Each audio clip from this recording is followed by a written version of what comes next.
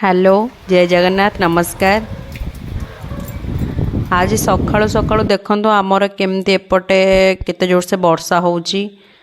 तो मु भाविली आज कौन कले भल हम। तो फास्ट मटर को बतुर नहीं थी ताको प्रेशर कुकर सिझे थी। तापर ये देखंतु मु आज इडली करने को भाविली। तो ये आण को भल भाव गोलाई रखी।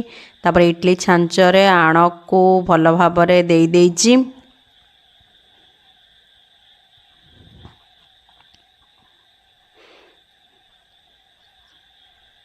तापर गैस रे इडली कुकर को बसई देछि सेतरे किछि पानी दे देछि। तो एबे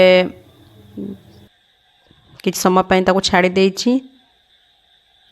तापर पानी एबे हमर टिके फुटी आसला बेले को मु सबु इडली कुकर इडली छांचो को ता भीतर सब रखी देछि। देखंतु तापर मु कवर को घोड़े देथिली। तापरे मु यहाँ को किसी समय पाई छाड़ी देथिली।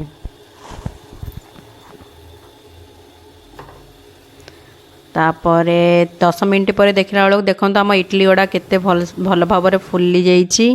तापर एठी प्रेशर कुकर मध्य मटर सिझी जाइछि। मटरटा जेते फाटिबो तार टेस्टटा बहुत भल लागिबो। तापर किछि टमाटो एठी काटी नेछि। अदा आउ लंका को किछि छेची नेछि। तापर टिके तेल पैन रे पकई दे टमाटो को पकई देछि। तापर अदा लंका को मध्य ता सहित पकई देछि। तापर यह को भल भाव फ्राइड कर देछि।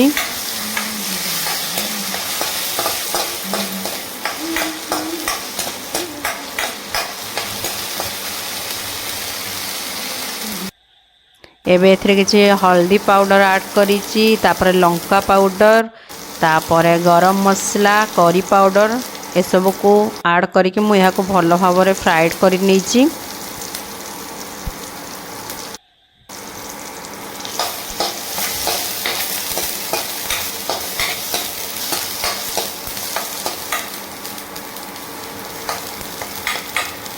देखंतु मु यहाँ को भल भाव फ्राइड कर नहीं।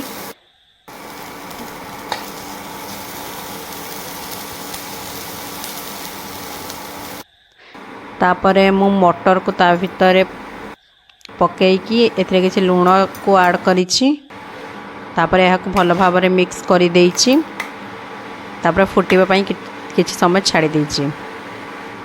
देखंतु एपटे हमर इडलीटा केते सॉफ्ट हेछि देखि पारुथिबे।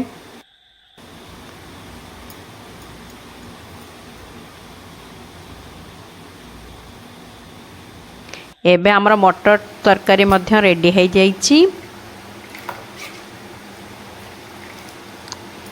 एबे मु ताको एक प्लेट को बाढ़ी नहीं। देखंतु किपरि लागिला मते कमेंट बॉक्स रे शेयर कहिबे। रहूची नमस्कार जय जगन्नाथ। मो चैनल को सब्सक्राइब और लाइक